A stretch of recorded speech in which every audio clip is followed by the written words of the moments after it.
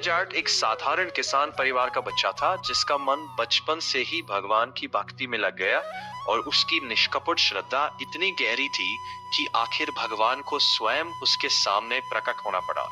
यही है भक्त धन्ना जाट की कथा। धन्ना जी के पिता एक साधु सेवी सरल हृदय साधारण किसान थे।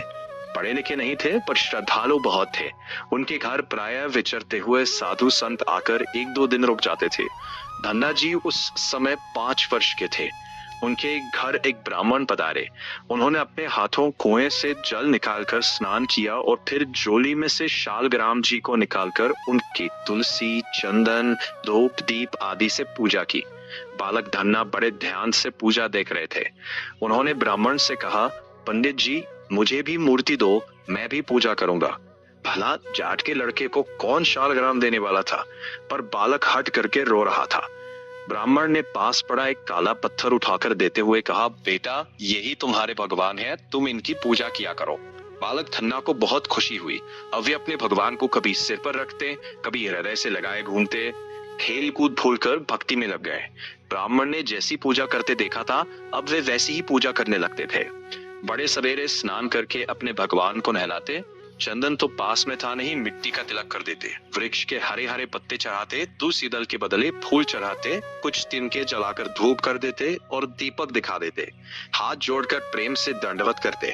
दोपहरी में माता ने बाजरे की रोटियां खाने को दी। धन्ना ने वे रोटियां भगवान के आगे रख दी और आंखें बंद कर ली। बीच बीच में थोड़ी आंख खोल कर देखते कि भगवान खाते हैं या नहीं। जब भगवान ने रोटी नहीं खाई तो इन्होंने हाथ जोड़कर बहुत प्रार्थना की। फिर भी जब भगवान को भोग लगाते न देखा तो बहुत दुखी हुए। मन में आया, भगवान मुझसे नाराज है, इसी से मेरी दी हुई रोटी नहीं खाते। भगवान भूखे रहे और स्वयं खाने, ये उनकी समझ में नहीं आता था। रोटी उठाकर वे जंगल में फेंक आए। कई दिन बीत गए, ठाकुर जी खाते नहीं और धन्ना उपवास करते हैं। शरीर दुबला होता जा रहा है। माता पिता को कुछ पता नहीं कि उनके बेटे को क्या हुआ है। धन्ना को एक ही दुख है, ठाकुर जी उनसे नाराज है, उनकी रोटी नहीं खाते। अपनी भूख प्यास का उन्हें पता ही नहीं था। कहां तक ऐसे सरल बालक से ठाकुर जी नाराज रहते। बाजरे की इतनी मीठी प्रेम भरी रोटियों को खाने का मन उनका कब तक ना करता। एक दिन जब धन्ना ने रोटियां रखी थी तब वे प्रकट हो गए और भोग लगाने लगे। जब आधी रोटी खा चुके तो धन्ना ने उनका हाथ पकड़ लिया। भगवान तुम इतने दिनों तो आए नहीं, मुझे भूखा मारा, और आज आए तो सारी रोटी अकेले ही खा जाओगे क्या? मुझे भी थोड़ा दो ना, क्या मुझे थोड़ी रोटी भी नहीं दोगे? बची हुई रोटियां भगवान ने धन्ना को दे दी। जिनको सुदामा के चावल द्वारका के 56 भोग से अधिक मीठे लगे थे, विदुर के साग और विदुरानी के केले के छिलके के लोभ से दुर्योधन का सारा स्वागत सत्कार ठुकरा दिया था। बिलनी के बेर का स्वाद वर्णन करते जो थकते नहीं थे, उन्हीं प्रेम के भूखे ब्रजराज कुमार को धन्ना की रोटियों का स्वाद लग गया। अब वे नियमित रूप से धन्ना की रोटियों का नित्य भोग लगाने लगे। बाल्यकाल समाप्त होने पर धन्ना जी में गंभीरता आई। भगवान ने भी इनके साथ बाल लीला करना बंद कर दिया। परंपरा की रक्षा के लिए प्रभु ने इन्हें दीक्षा लेने का संकेत दिया।